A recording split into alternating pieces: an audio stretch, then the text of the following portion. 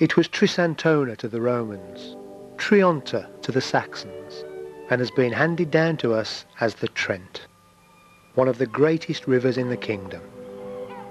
3,000 years ago, it formed part of a trade route between the continent and Ireland, and the Trent's lower reaches are still some of the busiest inland waters in the country.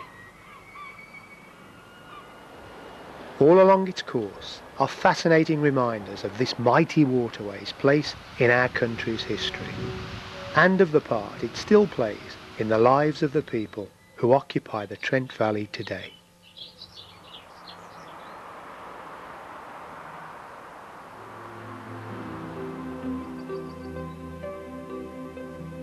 Our incredible journey starts 1,100 feet above sea level on Biddulph Moor in North Staffordshire, where in the undergrowth a tiny spring bubbles to the surface. Hard to believe that this is the beginning of Britain's longest navigable river, whose valley is home to 6 million people, many of whom rely in some way on the Trent, although there are already signs of its life-giving properties. In its first 5 miles, the Trent falls 500 feet, and as the gradient levels out, the stream widens and its surroundings begin to change rapidly as the infant river sneaks into the first of many places that bear its name, the borough of Stoke-On-Trent. The borough was constituted in 1910 from a federation of 6 towns: Tunstall, Burslem, Hanley, Stoke, Fenton and Longton. In 1922 it was extended, and 3 years later the region became a city, popularly known as the Potteries, after the trade for which it's famous. One Stoke potter was destined to become a household name: Josiah Wedgwood. He was also one of the main instigators in the creation of an artificial waterway that will play a frequent part in our journey for some time to come. The great success of the Bridgewater Canal that brought coal from pits at Worsley into Manchester saw factory owners and businessmen all over the country clamouring to be part of the new transport revolution. Wedgwood was prominent, along with William Bass of Burton, in drawing up plans to link the navigable reaches of the Trent and the Mersey with an artificial waterway. This would give many former landlocked communities direct waterborne access to the ports of Hull and Liverpool, and provide the impetus for the expansion of their industries. Josiah Wedgwood persuaded engineer James Brindley to alter the course of the Trent and Mersey Canal to pass his planned factory at Etruria. Wedgwood himself cut the first sod of the new waterway, which included a canal basin alongside his factory. As the canal network expanded, China clay could be brought from Cornwall right to the door of his works, and the finished products taken away smoothly with the minimum of breakages. The canal and factory became the nucleus of an industrial village, with workers' cottages, shops, schools and chapels, one of the first such communities in the world. After World War II, the Wedgwood factory relocated to Barlaston, and after the closure of the nearby Shelton Steelworks in 1979, the area slipped into dereliction. More recently, regeneration of the canal has made this a popular location for fishermen, boaters and other wildlife.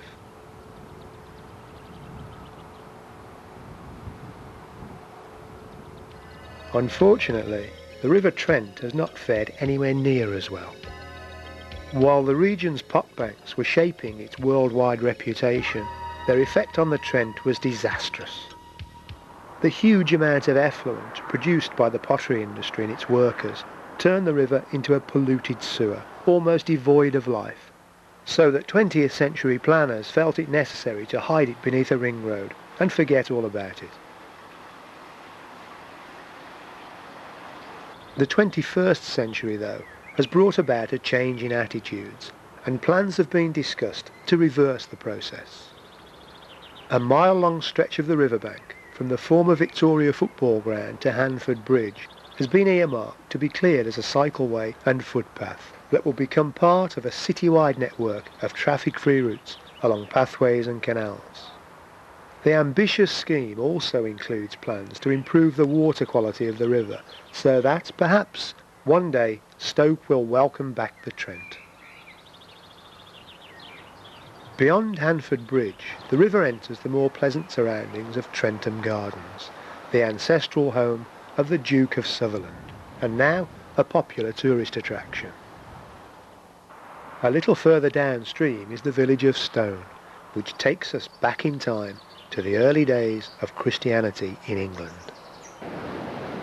Pagan Anglo-Saxons who invaded in the 5th century had pushed the faith into the Celtic fringes of Wales and Cornwall, plunging England into a period known as the Dark Ages.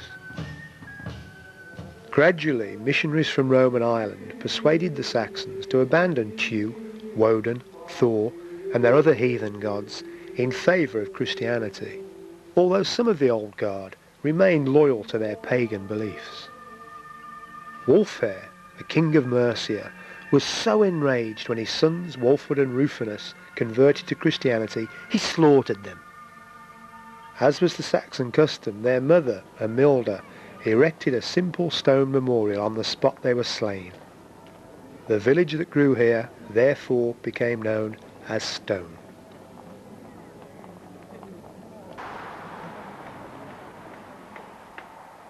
Beyond Stone's 3 bridges from different eras, the Trent leads us to another settlement named after a mineral, although without the religious connections. Salt is thought to take its name from a number of saline springs that come to the surface in the area. The Trent and Mersey Canal is still a close companion as the river dances through the salty meadows.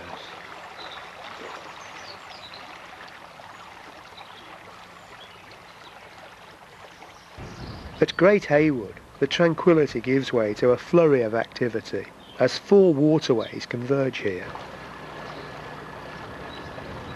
The Trent and Mersey is joined by the Staffordshire and Worcestershire Canal that provides a link with the River Severn at Stourport. Nearby is the confluence of the Trent and the sparkling River Sow that revitalises and purifies the water to a level considered acceptable by the Environment Agency. The Trent here is spanned by 16th century Essex Bridge, believed to be the longest packhorse bridge in England. It was built by the Earl of Essex of nearby Shugborough Hall to link his estate with Cannock Chase, then part of a vast royal hunting forest. The remaining 17,000 acres is the smallest mainland area of outstanding natural beauty in the country, although its appearance today gives away only a few clues to its recent history. From 1850 until well into the 20th century, coal mining was a major industry on the Chase.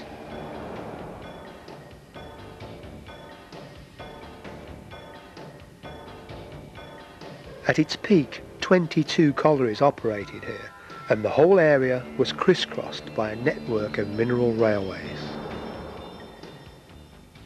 Since the decline of mining, nature has healed the scars, and apart from its obvious delights today, this magnificent wilderness contains some unexpected surprises. One tiny plot, for example, has been set aside as a German military cemetery. The remains of all German servicemen to die on British soil were interred here, including those of the first Zeppelin crew to be shot down over Britain.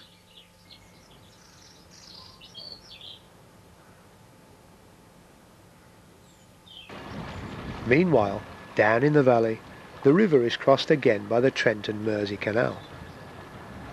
The Brindley aqueduct that carries it provides a platform for some of the locals to cool off in spectacular fashion.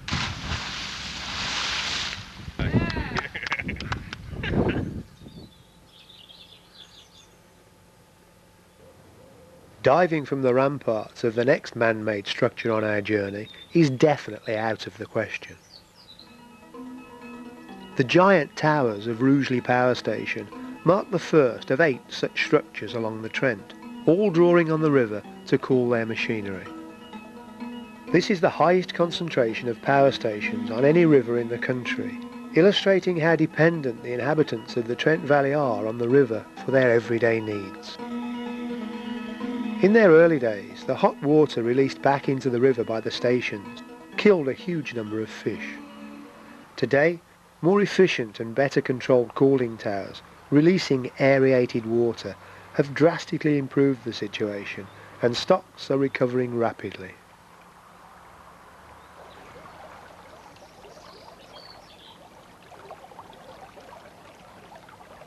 Now in more natural surroundings, our journey brings us to the village of Kings Bromley, and back again to the early years of Christianity.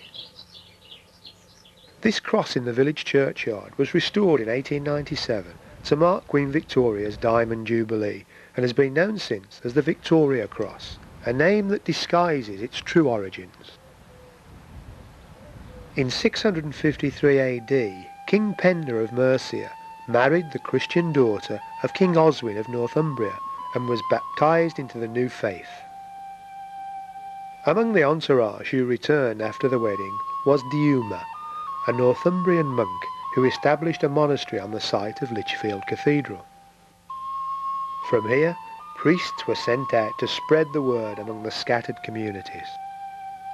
Crosses were erected as a focal point for the new faith, usually on existing sacred pagan sites. Once the job was done, more permanent symbols of Christianity were built, but in some places, like Kings Bromley, the ancient preaching cross survived the centuries. The old gods, of course, were represented in the form of the devil, and anyone who failed to submit to the new faith would join him in hell. Not surprisingly, faced with such threats, most people succumbed, although some of the old ways proved remarkably durable. In nearby Abbots Bromley, in early September each year, paganism manifests itself in spectacular fashion as the streets come alive with the sights and sounds of the unique Abbots Bromley horn dance. The origins of the custom are lost in the mists of time, but it's believed to be connected with ancient fertility rites. Cave paintings, several thousand years old, found in France, depict rituals almost identical to those performed here.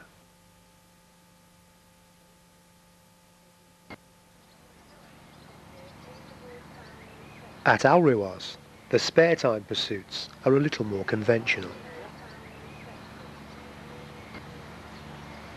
Here, the Trent and Mersey Canal and the river unite briefly. A long wooden footbridge carries the towpath across the junction at a height that prevents canal traffic from straying up the wrong route.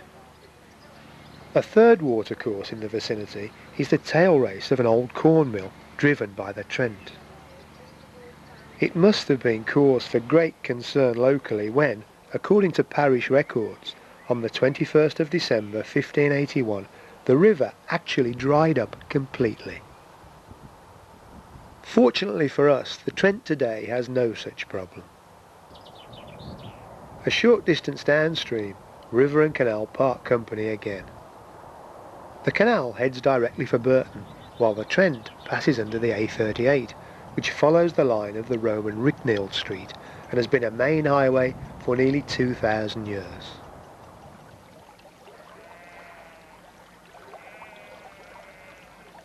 The residents of Walton-on-Trent had cause to celebrate when the old toll bridge into the village was replaced in the 1940s by the present Bailey Bridge, constructed by the Army. They soon had cause to regret the change. The rattle of the wooden surface as traffic passed over it could be heard over a mile away. Subsequent improvements have reduced the noise to more reasonable levels.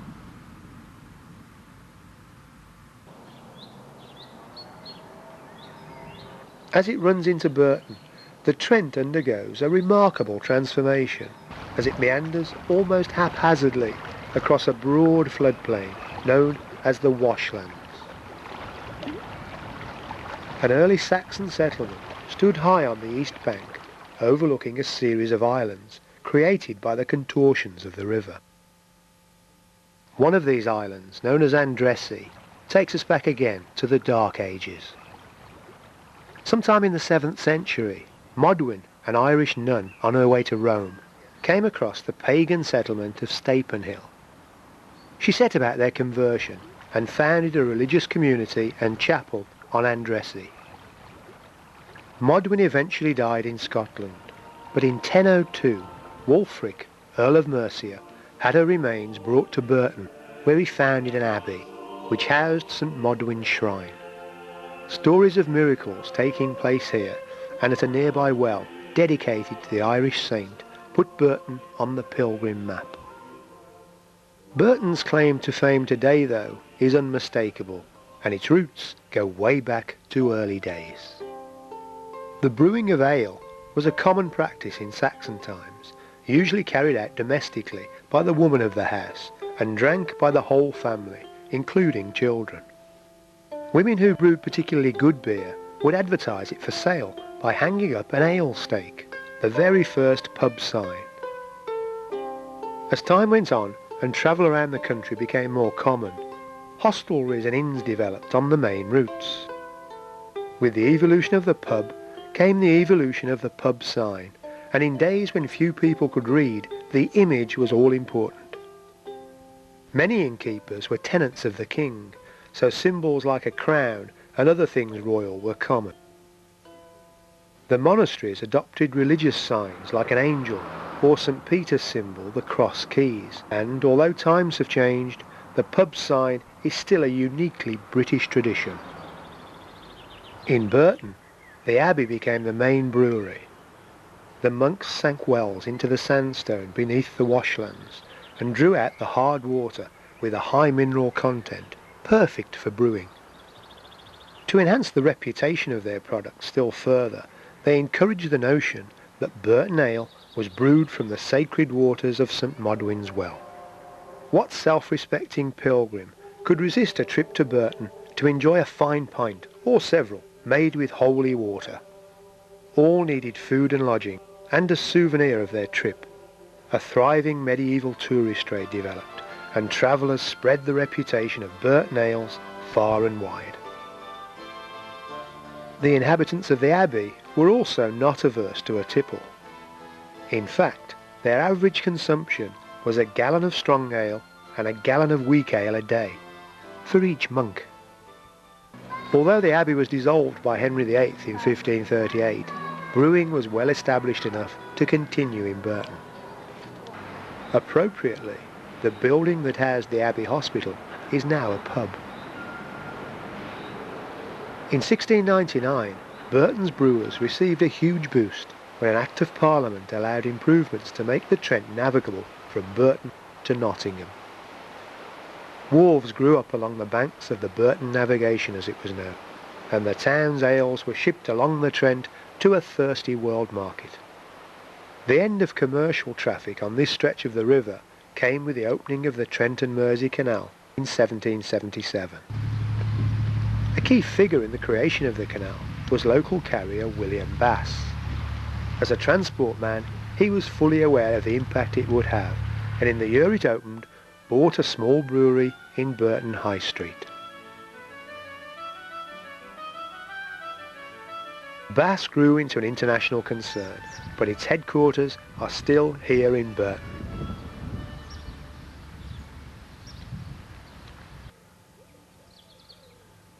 Wells sunk into the gravel beds beneath the washlands still provide the water used in the brewing process, which has led to the survival of a remarkable natural habitat. To avoid contamination of the water supply, the use of chemical herbicides and fertilizers is forbidden here, which has helped the meadows retain much of their variety of wildlife. The washlands are now leased from the town's brewers and managed as a unique conservation area right at the heart of the modern town. Inevitably, in a town with a river as prominent as this, bridges have played an important role in its evolution. The monks of Burton Abbey built a bridge over the Trent in the 12th century, providing the impetus for further growth and making the town strategically important. This was not necessarily always a benefit. In times of conflict, the town often became the focus of unwanted attention. During the English Civil War, for example, Burton changed hands no less than 8 times, with the bridge very often the battlefield. By 1864, the medieval bridge could no longer cope with the volume of traffic and was replaced by the present one. Many of the inhabitants of Stapenhill, meanwhile, still preferred to pay a penny to cross the river on the ancient ferry rather than take a detour via the bridge. This service came to an end when Ferry Bridge was donated by Lord Burton, although until the causeway was added later, people still had to negotiate the muddy meadows. Another footbridge links Andressie with the mainland. The latest of Burton's river crossings, St Peter's Bridge, opened in 1985 and relieved the congestion on the old road crossing, so that the Trent today is not the formidable barrier it once was. Nevertheless, the river is still an important part of Burton life. The High Street and Marketplace are as busy and bustling as anywhere in the country, but for Burtonians, peace and tranquillity is always close at hand. The nearby meadows have been carefully managed to provide a wonderful riverside environment in which to while away the day.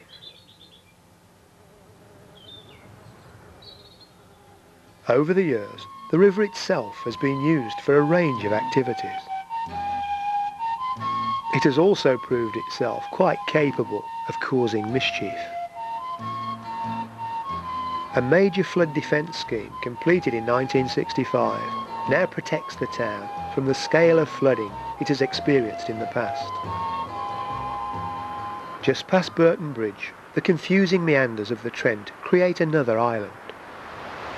A spur of the bridge leads to a curious collection of dwellings, including flats converted from a former brewery building. A little further on, the road becomes a dirt track, and it's difficult to believe that a busy town centre lies just 2 minutes walk away. The main channel of the river leaves Burton with a flourish, and another reminder of the variety of services it has provided over the years. Since the old flour mill closed, a number of schemes have been put forward for its use, from an industrial museum to riverside flats. In a slightly calmer mood, the Trent glides past the ancient village of Repton.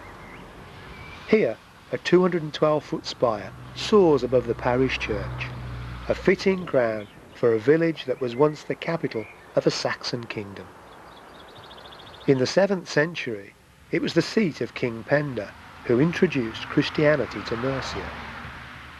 He built a church dedicated to St Wystan, a Saxon saint, and founded an abbey here. Repton today is probably best known for its public school, although this owes its existence to the town's early Saxon importance. After the old priory was suppressed by Henry VIII, part of the building was used as a grammar school, which evolved into Repton School. By the time it gets to Swarkston, the river has undergone another transformation as it spreads and shallows out, rushing over a broad flat bed. The bridge here is almost a mile long in order to span the river and an area of low-lying marshland, and has the distinction of being the longest stone bridge in England. The first Swarkston Bridge was built by the Normans nearly 900 years ago, and although the centre section was replaced in 1795, much of the original structure is still in use.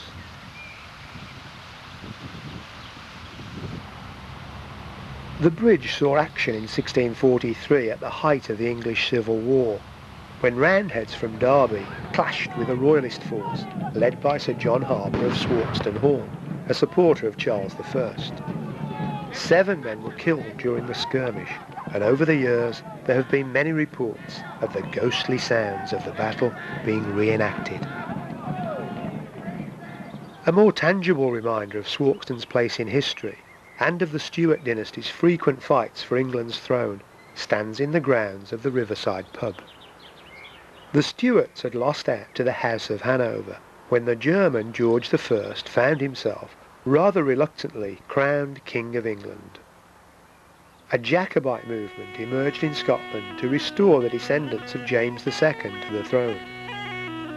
A rebellion by James Edward Stuart, the Old Pretender, had failed, but by 1745 his son Charles Edward, the Young Pretender, had raised a Highland army and was ready to try again. He marched south, his army growing as he went, fuelled by the unpopularity of George II. The rebels reached Derby on the 4th of December 1745, with a force capable of defeating the regular English army, which at this time was the smallest in Europe. A force of cavalry was sent ahead to secure Swoxton Bridge, the only crossing of the Trent between Burton and Nottingham, and the most direct route for the Prince to London and victory. This was not to be. Inexplicably, on the 6th of December, word came from Derby that the Prince was turning back, making Swoxton the farthest point south reached by Bonnie Prince Charlie's troops. From a bridge with a history, the Trent rolls on to one that is history. The little village of Cavendish Bridge takes its name from a structure that simply no longer exists. In 1947, high water levels and a raging storm swept away the centuries-old crossing, leaving behind just a few bits to remind us that it was ever there at all. Army engineers quickly erected a temporary crossing, which was superseded when a brand new bridge was built to carry the newly straightened A6 over the river. The village of Cavendish Bridge, once a busy stopping off point on the main road, was transformed almost overnight into a quiet backwater whose high street leads to nowhere, and a barrier has been erected to stop unwitting motorists from plunging into the river below. A short distance downstream, the Trent is joined by the River Derwent that has made its way down from the Derbyshire peaks. This marks the end of our relationship with the canal that has been with us almost from the start. Derwent Mouth Lock is the starting point of the Trent and Mersey. After the canal opened, the nearby village of Shardlow developed as one of England's busiest inland ports. Here, goods were transferred from larger vessels to narrowboats for transportation to inland towns or onto Liverpool bound for America. Alongside the warehouses, all sorts of other businesses and buildings grew up to support the carriers. Boat builders, rope makers, workshops, stables, offices, workers' cottages and owners' houses. The decline of the canal business brought different uses for the warehouses, but the area remains remarkably unchanged. The River Trent near Shardlow has also recently yielded a remarkable relic of far more ancient waterborne trade. A 30-foot-long oak boat, still carrying some of its stone cargo, was uncovered by spring floods.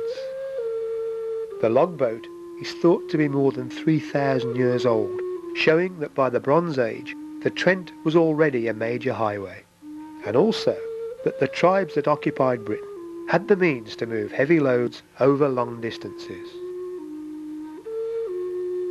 It was probably craft like this that brought the bluestones of Stonehenge from Wales to Salisbury Plain.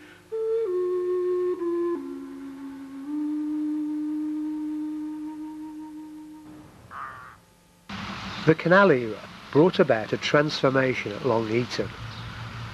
The opening of the Erewash Canal saw Long Eaton grow from a village of 750 souls at the start of the 19th century into a flourishing lace-making town.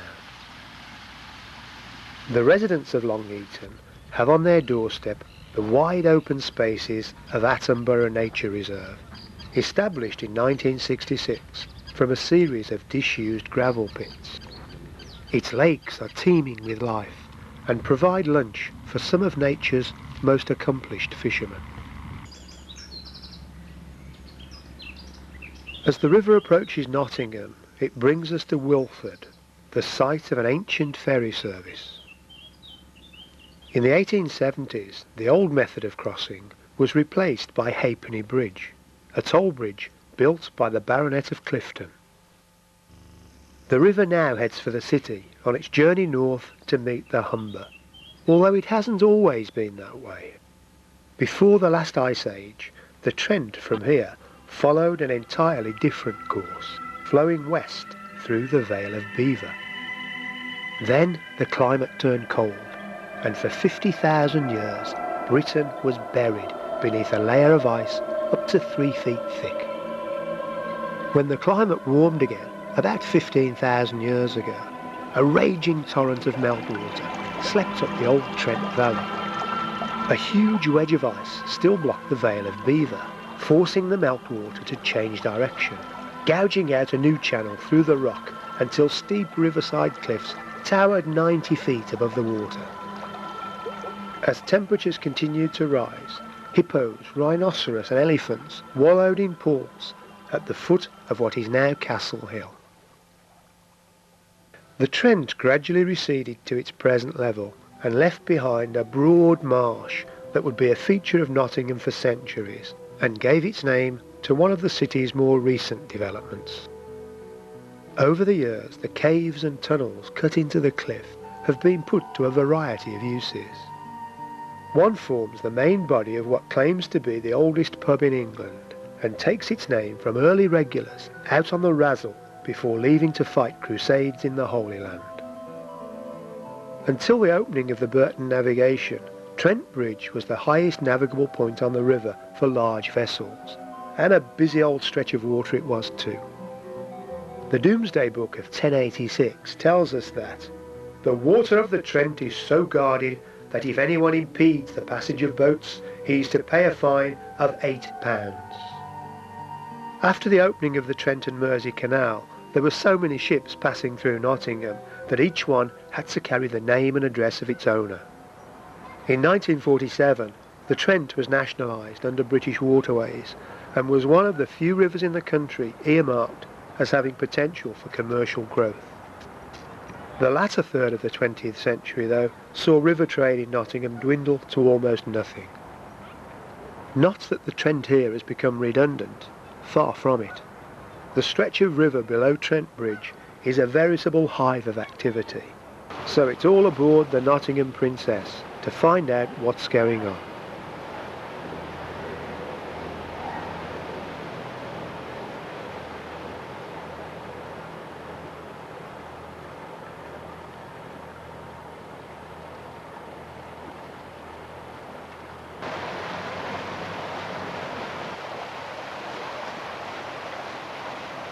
Old riverside warehouses are telltale signs of the Trent's heyday as a commercial waterway.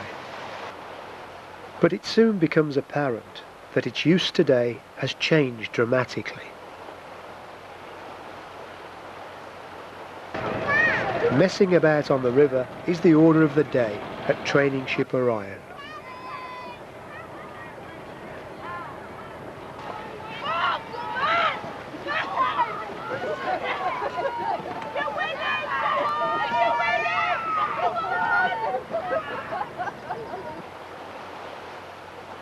For the less energetic, the banks of the Trent provide the opportunity just to get away from it all.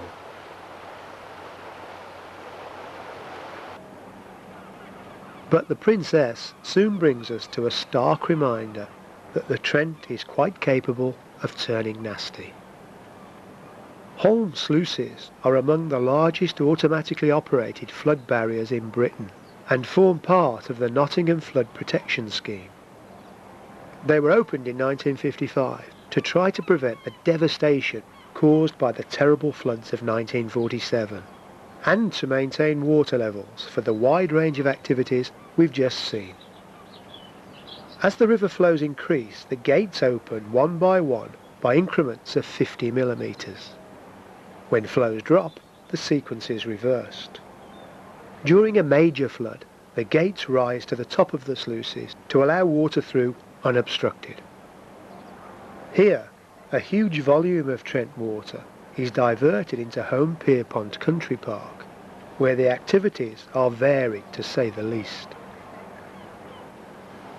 Its slalom canoe course is one of the finest in Europe, and it also provides facilities for whitewater rafting, more leisurely water-based pursuits, or simply a stroll in the country, a stone's throw from the city. River traffic bypasses the country park via Home Lock, and this is some lock, not a place for the faint-hearted. 500,000 gallons of water are displaced as our craft drops 12 feet to the new river level beyond. The frenetic activity upriver gives way to a more peaceful setting, and more relics of less frivolous activity litter the riverbanks. Back on dry land at Trent Bridge are more reminders that the Trent should not be taken for granted. With a natural giant like this, history is almost bound to repeat itself, and sure enough, in November 2000, persistent heavy rainfall saw its level rise, and rise, and rise. In Burton, the broad floodplain was filled to overflowing, its historic islands and riverside meadows completely submerged.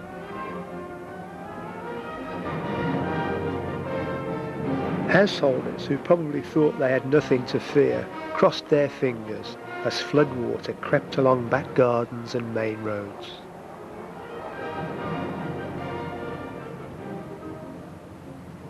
At Shardlow, the river and the Trent and Mersey Canal were indistinguishable from the surrounding fields.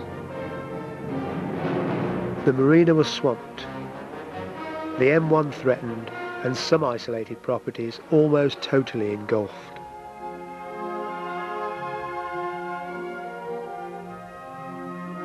In Nottingham, the flood defences in the main did their job and prevented the catastrophes of the 1947 floods, although, as levels rose, it was a close call for many people nearest the river, including those in the Environment Agency offices.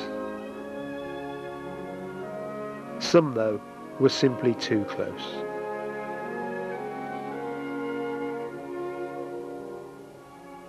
Beyond Nottingham, the situation became even more critical.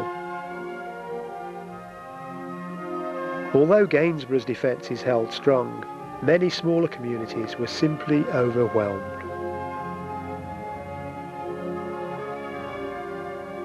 As the floodwaters receded, the mopping up operation began, and life on the Trent gradually got back to normal. It may be some consolation for those who suffered to know that the 2000 floods were classed as a 1 in 50 year occurrence. In normal conditions, the Trent meanders fairly tranquilly through peaceful villages, although at one, the setting has not always been as peaceful as it is today.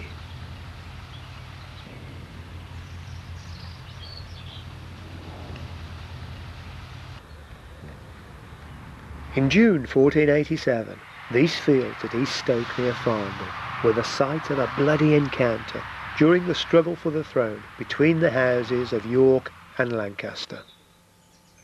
The lead up to the clash revolves around the extraordinary story of Lambert Simnel.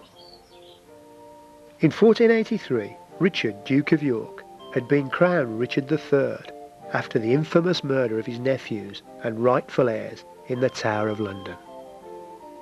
2 years later, Richard was killed at the Battle of Bosworth, and the Lancastrian Henry VII crowned king. With no living claimant to the throne, the Yorkist cause now looked pretty hopeless, but they hatched an amazing plan to regain power. Oxford priest and Yorkist sympathiser Richard Simon noticed a likeness between a 10-year-old local lad, Lambert Simnel, and Edward, one of the murdered princes. He trained him to impersonate the young royal and presented him as the real thing, which brought supporters of the House of York rallying to the cause. So it was that a 12-year-old commoner found himself in East Stoke at the head of an army facing the forces of the King of England. In the bloody encounter that followed, the rebels were crushed and Simnel taken prisoner. But the extraordinary episode had a happy ending for the boy.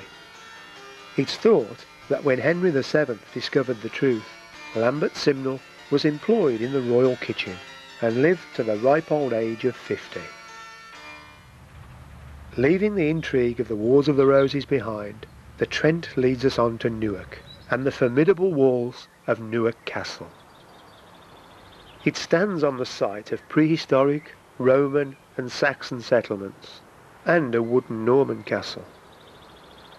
The first stone castle was built by Bishop Alexander of Lincoln in 1123, not necessarily to serve a military purpose, but as a sumptuous residence, although it has seen action over the years. King John died here in 1216, and one of his captains kept possession of the castle against the orders of the new king, Henry III. After a week-long siege, it was recaptured and returned to the bishop. During the Civil War, Newark was an important royalist garrison, holding out against 3 long and bitter sieges that saw the townsfolk suffer terribly. On the 5th of May 1646, Charles was captured at nearby Southwell and ordered Newark to surrender. The order was given for the castle to be destroyed, and many of the buildings were blown up. Most of the walls were left standing, but became an unofficial quarry, which reduced them to what we see today. Another meander beyond Newark Bridge brings us to Muskham. Perhaps this fisherman should be made aware of the sturgeon that was caught here in 1902. The creature was 8 feet 6 inches long and weighed nearly 18 stone. It put up such a fight it had to be shot. It was also the last recorded sturgeon caught in the Trent, a situation indicative of the effect of the Industrial Revolution on the water quality. Bream, barbel and salmon, also once plentiful, by the early 20th century were scarce. Happily, more recently, vigorous efforts by the Environment Agency to control pollution has seen some of the lost species start to return to the Trent. Who knows? Maybe 18-stone monster sturgeons may once again prowl the depths. Just downstream from Muskham, our river undergoes another change of character. Cromwell Lock and Weir mark the tidal reaches of the Trent. The river beyond Cromwell was a vital part of the Roman communication network during their occupation of Britain. A fort once stood on this hill overlooking the Trent at Newton-on-Trent, and remains of a Roman bridge have been discovered nearby. But one of the most remarkable relics of Roman ingenuity lies a little further on at Torksey. This is the oldest canal in the country and links the Trent with the River Witham. Not a product of the Industrial Revolution as you might imagine, this is much older and was built by the Romans to supply their garrison at Lincoln.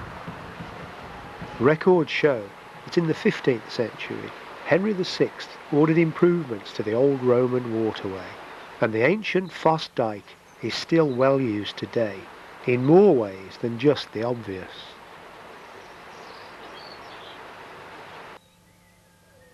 This pumping station lifts water from the Trent into the Foss Dyke, which carries it to Lincoln and into the rivers Witham and Ancombe. From there it supplies the people of Grimsby with their domestic water. At times in the past, the Trent has made its way along the Foss Dyke under its own steam. In 1795, it flooded Lincoln and flowed down the Witham into the Wash, retracing part of its prehistoric course. Recent measures will hopefully ensure that such incidents stay consigned to history. Under normal circumstances, the fast-flowing waters sweep rapidly on into Gainsborough, whose strategic location saw it witness the ebb and flow of early English history. After the first Viking invasion in 875, a large number of Danes had settled in England, mainly in the north. By the end of the 10th century, though, renewed raids heightened racial tensions, and in 1002 King Ethelred ordered the massacre of all Danes living here. One of the victims was the sister of King Sweyn of Denmark, who launched a full-scale invasion the following year. Longships on the Trent at Gainsborough became a common sight. By 1014, Ethelred had fled into exile, and Sweyn waited at Gainsborough to be crowned. He died here before his victory was consummated, and his son, Canute, inherited the thrones of Denmark, Norway and England. Gainsborough's most visible piece of history is the Old Hall, one of the finest late medieval houses in Britain. Built by Thomas de Burgh, the hall has entertained many eminent guests, including Richard III and Henry VIII, who met Catherine Parr here. While the Old Hall may be Gainsborough's most celebrated structure, one that has caused the most debate is the bridge. This was the last major settlement on the Trent to be bridged, the traditional crossing being by an ancient ferry. In the mid-18th century, the idea of spanning the river here was under serious consideration, and public meetings at the Trent Port Inn established a great deal of local support for the project. The need for a bridge was highlighted when a meeting at the Trent Port in 1768 had to be postponed when people coming from the Lincolnshire side were prevented from attending because the tide and weather made the ferry too dangerous to use. In those days, there was no public fund for such projects, and before they could commence, finance had to be organised. The £12,000 cost of building a bridge at Gainsborough was raised by selling 175 shares, and work started in September 1787. It was completed in June 1791 and opened to great rejoicing in the town.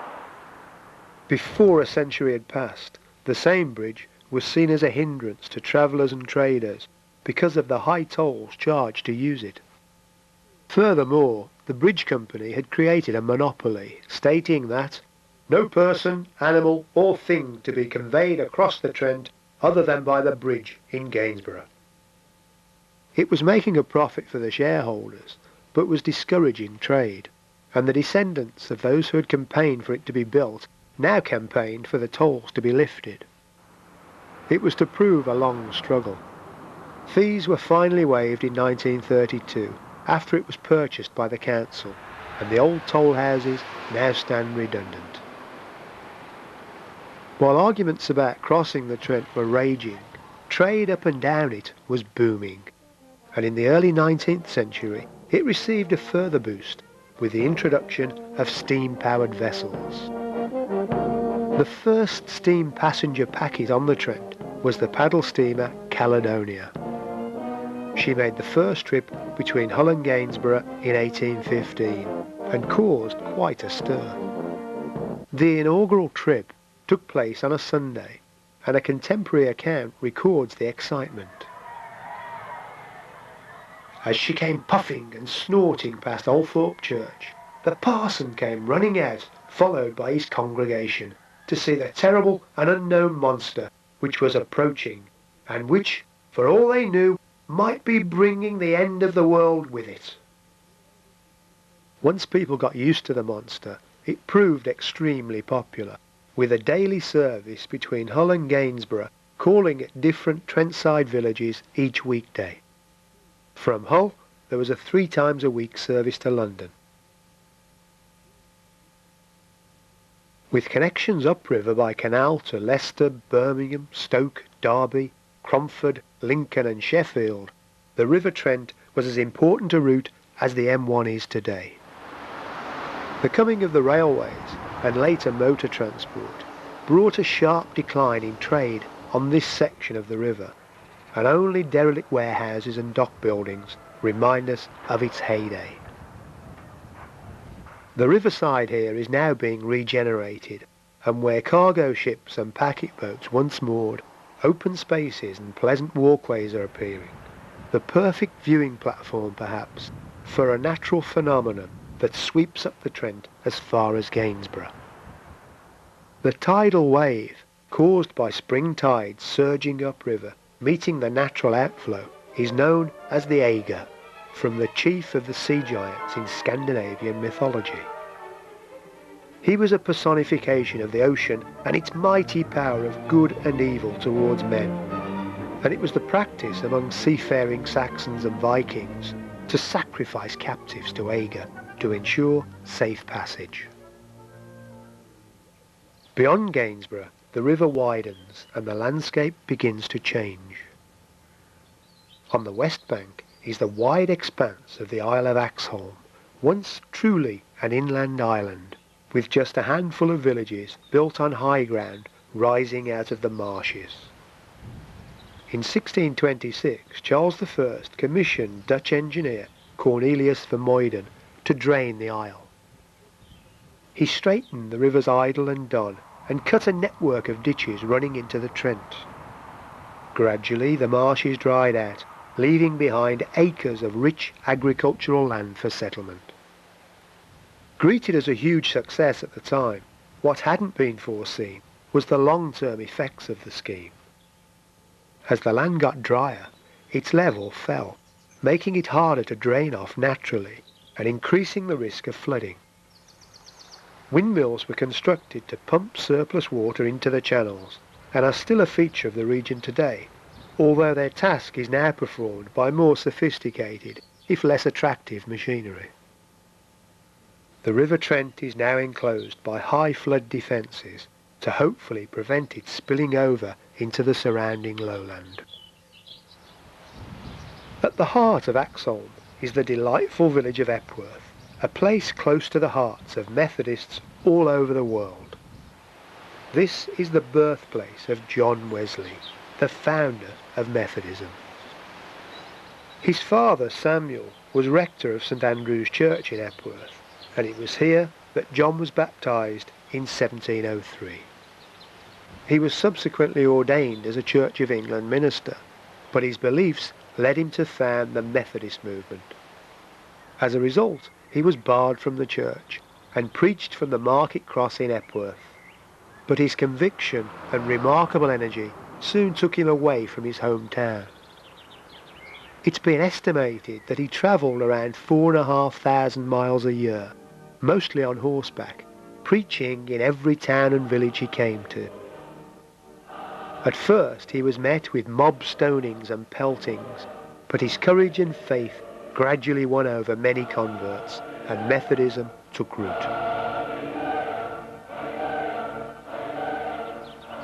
The Wesley Memorial Church was opened in Epworth in 1889 and is a place of pilgrimage for people from around the world. Getting to and from Epworth for modern-day pilgrims presents little problem, but that hasn't always been the case, crossing the Trent being the biggest obstacle. The choices were to take one of the numerous ferry boats that operated between villages, or take a long detour via the nearest bridge at Newark and later Gainsborough.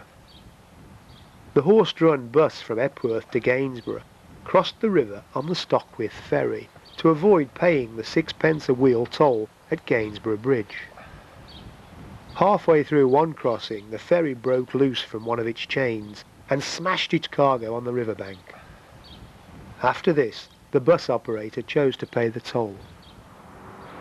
In another incident at Ouston Ferry, as the Eiger approached, the ferryman followed the usual practice of manoeuvring into midstream to meet the wave head-on. Unfortunately, his boat was overloaded and was swamped by the tidal wave. The ferryman and 2 passengers drowned.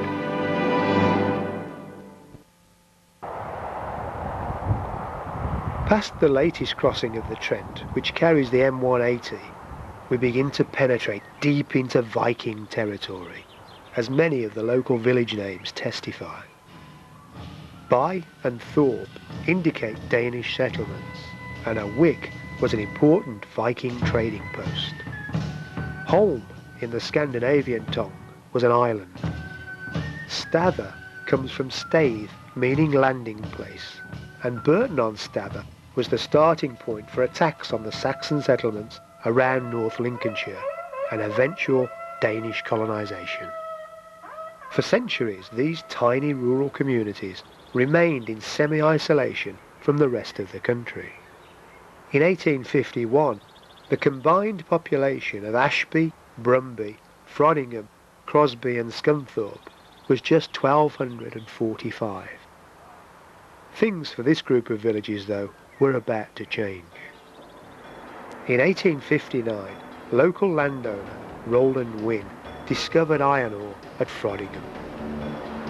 As the ironworks that developed here grew, workers flooded in to fill the jobs available, and these sleepy rural villages merged to become the steel-making town of Scunthorpe.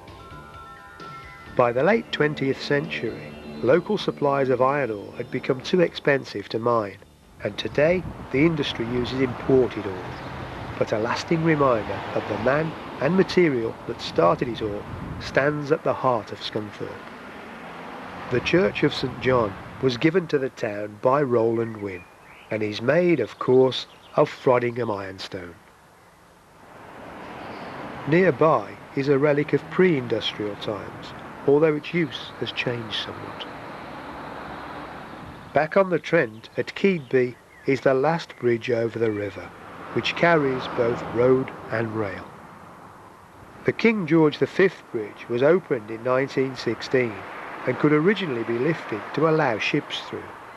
Now it's fixed and marks the highest navigable point for large seagoing vessels. In 1802, trade on the Trent increased considerably with the opening of the Stainforth and Keadby Canal. The new cut ran west to join the River Don near Doncaster, giving boats from the industrial heartlands of South Yorkshire, Sheffield, Rotherham and Doncaster a much-needed, easier route to the Humber via the River Trent. It was also well used for passenger transport, and packet boats ran from here to Stainforth daily. Long after rail and road transport had killed off trade on many canals, the Stainforth and Keadby remained busy. A report in the Scunthorpe Evening Telegraph in the 1950s noted that one barge manned by a man and a lad can carry 90 tons of coal from mines near Sheffield to the wharf at Keadby in 36 hours. At its peak, more than 1 million tons of freight a year was carried on the canal, and this is one of the best used artificial waterways in Britain. For the last 7 miles of its course, the swirling tidal Trent still serves the purpose it's done for thousands of years. This stretch of river is still one of the busiest waterborne trade routes in the country. On the hilltop overlooking the final stages of the Trent is another fascinating relic that provides a tangible link with people who plied its waters nearly 2,000 years ago. The unique turf maze at Alkborough, known as Julian's Bower. According to legend, after the Trojan Wars, Aeneas travelled to a new country that was to become Rome. He had a son called Julius, who, it's said, brought the game of mazes to Rome from Greece, where they were connected with the legend of Theseus and the Minotaur. As the Roman Empire expanded, its soldiers took maze games to far-flung parts of the globe, including, perhaps, Alkborough. Below Alkborough, at Trent Falls, the waters of the Ouse and Trent mingle to form the mighty Humber, which carries the spirit of our river on the final leg of its journey to the North Sea. A far cry indeed from that little spring on Biddulph Moor.